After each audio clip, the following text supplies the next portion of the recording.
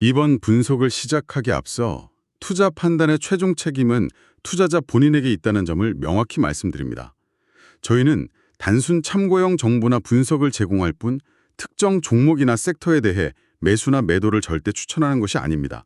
안녕하세요. 오늘은 정말 흥미로운 기업, 바로 팔란티어에 대한 이야기를 아주 깊게 파고들어 볼까 합니다. 네, 안녕하세요. 보통 팔란티어 하면 뭐랄까 그냥 빅데이터 분석 회사 아니면 좀 베일에 쌓인 정부랑 비밀 프로젝트 하는 그런 이미지잖아요. 맞아요. 대부분 그렇게 알고 계시죠?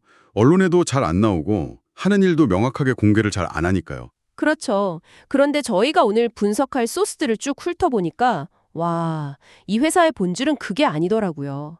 거의 뭐랄까 거대한 시스템에 맞서 싸우는 투사 같은 느낌? 네, 바로 그 지점입니다. 멈출 수 없는 기업이라는 별명이 그냥 붙은 게 아니거든요. 그래서 오늘의 미션은 바로 이겁니다. 팔란티어의 성공 비결이 과연 뛰어난 기술력 그것 하나뿐이었을까? 아니면 그 이면에 거대한 시스템의 정면으로 맞짱을 뜨는 아주 반항아적인 철학이 숨어 있었던 걸까? 한번 제대로 파헤쳐 보시죠. 좋습니다. 자, 그럼 모든 이야기의 시작점으로 가보죠. 역시나 9.11 테러더라고요. 이 비극적인 사건 이후에 팔란티어의 창업자들이 당시 국가의 대응 방식에서 아주 결정적인 문제를 봤다고요. 네, 핵심은 크게 두 가지였거든요. 첫째는 테러 대응 방식이 생각보다 너무나 저기술적, 그러니까 very low tech였다는 거고요. 아, 저기술적이요? 최첨단 정보기관들이 움직였을 텐데 의외네요. 그렇죠. 근데 두 번째 문제가 더 중요해요. 그렇게 저기술적이면서도 동시에 엄청나게 사생활을 침해하고 있었다는 점. Privacy violating. 잠깐만요. 저 기술적이면서 사생활을 침해한다. 이게 좀 모순적으로 들리는데요. 보통 기술이 발전해야 사생활 침해가 심해지는 거 아닌가요? 그게 바로 당시 상황의 아이러니였던 거죠. 예를 들어 테러리스트 용의자 몇 명을 잡겠다고 전 국민의 통화 기록이나 이메일을 무차별적으로 들여다보는 방식을 생각해 보시면 돼요. 아, 이건 뭐 정교한 기술이 있어서 타겟을 정확히 집어내는 게 아니잖아요. 그냥 기술이 부족하니까 그물을 엄청나게 넓게 던져서 싹 다 훑어보는 거예요. 아하, 이제 이해가 되네요.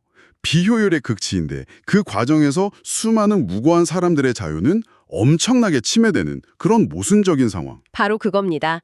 그래서 소스에 나오는 보안 연극, 즉 security theater라는 표현이 아주 정확한 지적인 거죠. 맞아요. 그 표현 정말 재밌었어요. 공항에서 신발 벗게 하는 것처럼요. 네, 실제로 테러를 막는데 얼마나 효과가 있겠어요. 하지만 그걸 통해서 대중에게는 우리가 당신들의 안전을 위해 이렇게까지 노력하고 있다는 어떤 심리적 안정감을 주는 거죠. 일종의 보여주기식 쇼인 거예요. 사람들은 그 불편함을 감수하면서 아, 국가가 그래도 뭔가 하고 있구나 하고 안심하게 되고요. 그렇죠. 파란디어 창업자들은 바로 이런 보여주기식 행정, 실효성 없는 규제 준수를 정면으로 비판한 겁니다. 진짜 문제를 해결하는 게 아니라 문제 해결하는 척만 하는 걸 꼬집은 거죠. 그럼 팔란티어가 내놓은 대안은 뭐였을까요? 이들의 철학은 한 문장으로 요약되어 더 적은 것으로 더 많은 것을 이룬다. Doing more with less. 더 적은 것으로 더 많은 것을 이룬다. 네. 모든 사람의 사생활을 광범위하게 침해하는 그런 원시적인 방식 말고요. 정교한 소프트웨어 기술을 사용해서 이미 존재하는 흩어져 있는 데이터들 속에서 진짜 위협이 될 만한 패턴을 찾아내자는 거죠. 아, 그러니까 무차별 감시가 아니라 핀셋으로 콕 집어내는 방식이군요. 맞습니다. 이렇게 하면 개인의 자유, 시빌 리버티지는 훨씬 덜 침해하면서도 역설적으로 더 높은 보안, more security를 달성할 수 있다는 겁니다. 이게 바로 팔란티어가 내세운 기술적 도덕성의 출발점이었어요.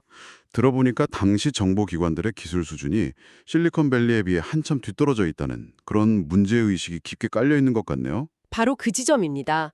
소스에 따르면 당시 CIA나 NSA 같은 미국의 핵심 정보기관들조차도요, 그 폭발적으로 성장하던 실리콘밸리의 기술 발전 속도를 전혀 못 따라가고 있었어요. 정말요? 영화 같은 데 보면 엄청난 기술력을 가진 것처럼 나오잖아요. 현실은 달랐던 거죠. 기관끼리 데이터 공유도 제대로 안 되고 분석은 여전히 사람이 손으로 하는 주먹구구식에 머물러 있었고요. 팔란티어는 바로 이 기술적 공백을 자신들의 소프트웨어로 메우겠다는 아주 거대한 야심을 가졌던 겁니다. 알겠습니다. 그럼 이제 진짜 흥미로운 지점으로 한번 넘어가 보죠. 팔란티어가 상대해야 했던 진짜 적이 다른 경쟁 소프트웨어 회사가 아니라 시스템 그 자체였다는 분석이 나오는데 이건 대체 무슨 뜻인가요? 여기서부터가 이 이야기의 핵심이라고 할 수 있습니다. 피터 틸은요, 정부 조달, 교육, 의료 같은 분야를 묶어서 깊게 부서진 섹터, 즉 deeply broken sectors라고 규정했어요. 깊게 부서졌다. 네. 여기서 깊게 부서졌다는 건 그냥 비효율적이다 정도의 뜻이 아니에요. 그보다 훨씬 심각한 의미입니다. 외부의 혁신이나 변화에 아주 격렬하게 저항하는 구조적인 문제가 아예 그 시스템 안에 DNA처럼 내장되어 있다는 의미거든요. 잠시만요. 그 말씀은 이게 단순히 공무원들이 게으르거나 시대에 뒤떨어져서 변화를 못 따라가는 수준이 아니라는 거네요. 훨씬 능동적인 개념이죠. 마치 우리 몸의 면역 체계가 외부에서 들어온 세균이나 바이러스를 아주 적극적으로 공격해서 밀어내는 것처럼 혁신이라는 이물질이 들어오면 시스템이 스스로를 지키기 위해 총력전을 펼친다는 그런 말씀이세요? 와, 그거 정말 정확한 비유입니다. 딱 그런 느낌이에요. 소스에 아주 날카로운 통찰이 하나 나오는데 제가 한번 인용해 볼게요. 네네. 어떤 문제에 대한 명백히 더 나은 해결책이 있는데도 그게 실행되지 않고 있다면 그 사실 자체가 그 실행을 가로막는 거대한 장벽이 존재한다는 증거다. 생각해보니 그러네요. 상식적으로 더 좋은 방법이 있으면 쓰는 게 당연하잖아요. 그런데 안 쓴다. 이건 누군가 혹은 무언가가 의도적으로 아주 강력하게 막고 있다는 뜻이라는 거죠. 그래서 소스에 나온 그들은 당신이 그들을 부수지 못하도록 설정되어 있다는 문장이 그렇게 섬뜩하게 들렸던 거군요. 시스템이 무슨 살아있는 유기체 같아요. 맞습니다. 시스템 사고, 시스템 띵킹 관점에서 보면 그 이유가 명확해져요. 기존 시스템에 기생하면서 이익을 보는 참여자들이 있기 때문이에요. 기생하는 탐여자들이요? 네. 예를 들어 특정 구식 기술을 공급하는 업체와 유착 관계에 있는 관료라던가 아니면 그 비효율적인 시스템 덕분에 매년 막대한 컨설팅 비용을 벌어들이는 대형 컨설팅 회사들 말이죠. 그 사람들 입장에서는 현재 상태가 유지되는 게 곧 자신의 이익이니까. 그렇죠. 그들에게 혁신은 곧 자신의 밥그릇을 깨는 위협인 거예요. 그래서 외부의 혁신가가 나타나서 이 판을 깨려고 하면 온갖 규정과 절차, 법률 같은 걸 방패 삼아서 새로운 진입을 원천적으로 막아버립니다. 일종의 반혁신, 엔티 디스럽션 메커니즘이 시스템에 아주 단단하게 내장되어 있는 거죠. 와, 이거 정말 거대한 벽이네요. 시스템이 스스로를 방어한다는 건 이론적으로는 이해가 가는데 이걸 실제로 깨부순 사례가 없다면 그냥 이론에 그치는 거잖아요. 소스에서 혹시 이걸 증명할 만한 아주 극적인 사례를 들은 게 있나요? 당연히 있습니다. 그리고 그게 바로 펠란티어의 역사상 가장 중요하고 또 가장 치열했던 전투로 꼽히는 미 육군과의 소송입니다. 네, 미 육군이랑 싸웠다고요? 소송을요? 잠재 고객이잖아요. 네, 말 그대로 법정에서 맞붙었습니다. 고객이 될 수도 있는, 아니 반드시 고객으로 만들어야 하는 미 육군을 상대로 소송을 건 거죠. 아니 대체 무슨 일이 있었던 겁니까? 당시 미 육군이 현장에서 쓰던 데이터 통합 시스템이 있었는데 이름이 DISS였어요. Distributed Common Ground System의 약자인데 이름은 거창하죠. 네, 이름은 그럴듯한데요. 근데 이 시스템이 내부적으로도 평가가 아주 최악이었습니다. 현장의 군인들은 쓰기 너무 불편하고 느려서 거의 안 썼고요. 소스에서는 이걸 클루지하고 컨설턴트의 낭비, 분다골라고 아주 신랄하게 표현하더군요. 클로지요. 그거 IT 업계에서 쓰는 은어 같은 거 아닌가요? 대충 어떤 느낌인지 설명해 주실 수 있나요? 네, 맞습니다. 아주 조잡하고 엄성하게 임시 방편으로 이것저것 덕지덕지 귀와서 만든 누더기 같은 시스템이라는 뜻이에요. 그리고 분더글은 그냥 세금 낭비 프로젝트라는 의미고요. 한마디로 제대로 작동도 안 되는 쓰레기 같은 시스템에 수억 달러를 쏟아붓고 있었다 이 말이네요. 정확합니다. 심지어 팔란티어는 자신들의 소프트웨어가 이 DIYS보다 월등히 뛰어나다는 내용이 담긴 육군 내부 보고서까지 이미 확보한 상태였어요. 현장 테스트 결과가 명백히 말해주고 있었죠. 아니 내부적으로도 자기네들께 더 좋다는 증거까지 있었는데 도대체 왜 싸워야만 했던 거죠? 상식적으로는 당장 팔란티어 제품을 도입하는 게 맞는 거 아닌가요? 여기서 바로 아까 말씀드린 깊게 부서진 시스템의 관료주의적 벽과 정면으로 마주치게 된 겁니다. 기술이 아무리 뛰어나도 조달 과정에서는 그게 결정적인 변수가 아니었던 거예요. 이 DIYS라는 분더글 프로젝트에 엮여있는 수많은 사람들과 기업들의 이권이 걸려 있었거든요. 그 기존 시스템을 유지해야 이익을 보는 내부 세력들의 저항이 정말 상상을 초월했습니다. 상황이 얼마나 심각했길래요? 팔란티어와 함께 일하던 정부 조달을 전문으로 하던 컨설턴트들이 전부 다 떠나버릴 정도였어요. 정도였으니까요. 그 사람들이 뭐라고 했냐면 세상에 어떤 미친 회사가 고객을 고소하냐면서 이건 비즈니스의 상식을 완전히 파괴하는 미친 짓이라고 말렸어요. 그럴 만도 하네요. 사업 안 하겠다는 얘기처럼 들리는데요. 그렇죠. 하지만 팔란티어는 다르게 생각했습니다. 단기적인 고객 관계를 망치는 위험을 감수하더라도 이 부서진 시스템을 근본적으로 뜯어고치는 것이 더 중요한 임무, 즉 미션이라고 판단한 겁니다. 현장에서 목숨을 걸고 싸우는 군인들에게 더 좋은 도구를 제공하는 것, 그게 본질이라는 거죠. 와, 정말 대담하네요. 그래서 그들은 어떤 무기로 싸우기로 한 거죠? 바로 법이었습니다. 1994년에 제정된 법률 중에 정부가 소프트웨어를 조달할 때 처음부터 새로 개발하려고 하지 말고 이미 시장에 나와 있는 상용 제품을 우선적으로 검토해야 한다는 조항이 있었어요. 아, 그런 법이 있었군요. 네. 미 육군이 이걸 명백히 어기고 자기들만의 그 클루지한 시스템을 계속 고집하고 있으니 이건 법률 위반이다라는 논리로 소송을 제기한 겁니다. 와, 정말 치밀하네요. 그래서 그 소송 결과는 어떻게 됐습니까? 저는 정말 상상도 못하겠는데 아무리 법이 그래도 거대 조직인 미 육군을 상대로 한 이런 싸움이 보통 이기기 어렵지 않나요? 이 소송의 하이라이트는 디스커버리, 우리말로 하면 증거 개시 절차였습니다. 증거 개시 절차요? 네, 이게 법적인 절차다 보니까 소송 상대방인 육군 측은 자신들의 내부 자료, 이메일, 회의록 같은 것들을 법원에 제출해야만 했어요. 팔란티어는 바로 이 과정을 통해서 결정적인 증거들을 확보하게 됩니다. 어떤 증거들이었나요? 육군 내부에서 팔란티어의 기술적 우위를 분명히 인지하고 있었으면서도 이걸 의도적으로 묵살하고 은폐하려 했던 소위 커버업의 명백한 증거들이 쏟아져 나온 거죠. 팔란티어 제품이 훨씬 좋지만 우린 그냥 DIY즈로 갈 거야 라는 식의 내부 이메일 같은 것들이요. 와, 대박이네요.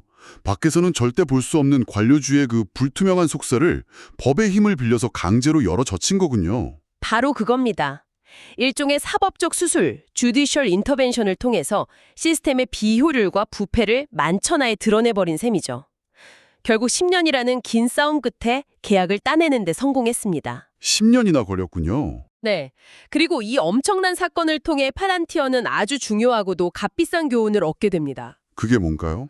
이런 거대하고 깊게 부서진 시스템을 뚫으려면 단순히 기술만 좋아서는 절대 안 된다는 것. 그리고 소스의 표현을 그대로 빌리자면 매우 매우 매우 세게 주먹을 날려야 한다. Punch really really really hard. 정말 세게 주먹을 날려야 한다. 이거 거의 폭력적인 표현인데요.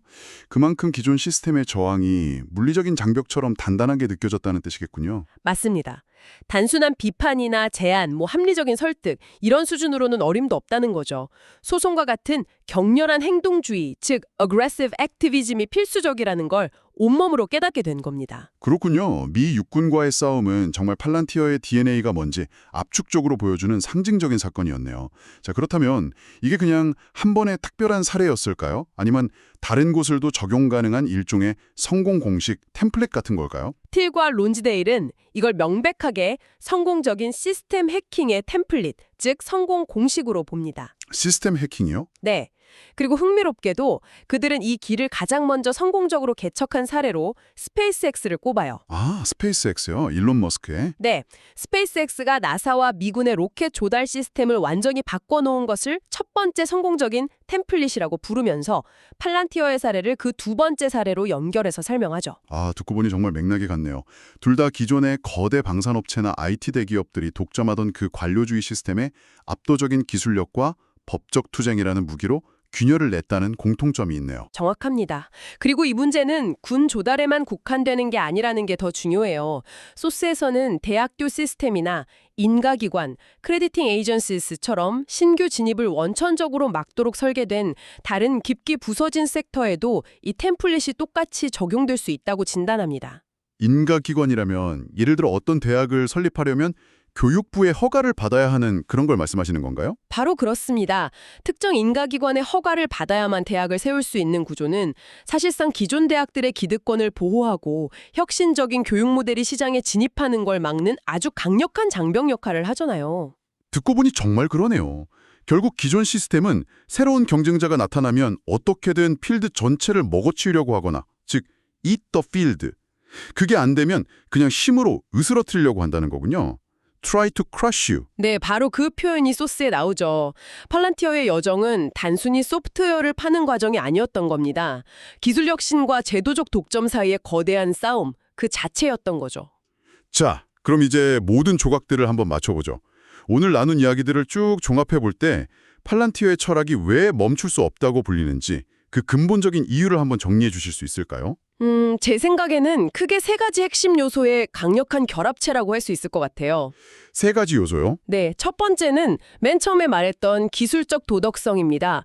더 적은 자유 침해로 더 나은 보안을 제공한다는 그 기술 자체가 가진 확실한 명분이죠. 이게 없으면 그냥 이기적인 기업일 뿐이거든요. 그렇죠. 대의 명분이 있어야죠. 두 번째는 제도적 비판 능력입니다. 기존 정부나 관료 시스템의 문제가 무엇인지 그걸 깊게 부서진 섹터라고 명확하게 진단하고 정의하는 그 날카로운 통찰력.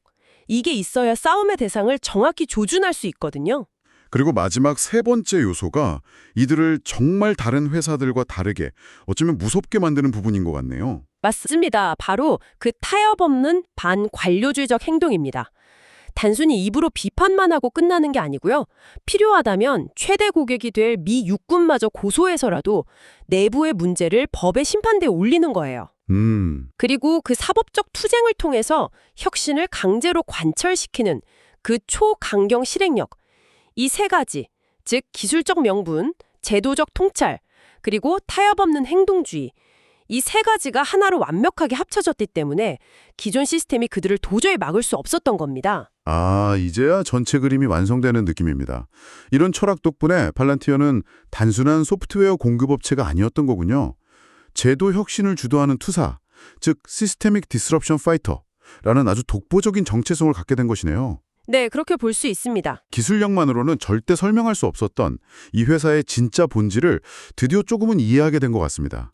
오늘 우리는 팔란티어가 어떻게 법적 투쟁이라는 극단적인 방법까지 동원해 굳게 닫힌 정부 시스템의 문을 열었는지 아주 깊게 살펴보았습니다. 여기서 마지막으로 청취자분들께 생각해볼 질문을 하나 던져드립니다. 더 큰 선, 즉 공익을 위해서 기존의 제도와 절차를 무시하는 이런 공격적인 파괴는 과연 언제, 어디까지 정당화될 수 있을까요? 정말 어려운 질문이네요. 시스템 해킹이라는 것이 필요한 혁신과 단순히 기존 질서를 무너뜨리는 무정부주의적인 파괴 사이의 경계는 과연 어디에 있을까요? 우리 주변의 또 다른 깊게 부서진 시스템들, 예를 들면 교육, 의료 혹은 금융 시스템들 중에서 이런 접근 방식이 필요하거나 혹은 반대로 이런 공격에 취약한 곳은 어디일지 한 번쯤 생각해 보시는 건 어떨까요? 다시 한번 말씀드리지만 투자 판단의 최종 책임은 투자자 본인에게 있다는 점을 명확히 말씀드립니다. 저희는 단순 참고용 정보나 분석을 제공할 뿐 특정 종목이나 섹터에 대해 매수나 매도를 절대 추천하는 것이 아닙니다. 항상 여러분의 성공 투자를 기원합니다. 내용이 좋으셨다면 구독, 좋아요 부탁합니다.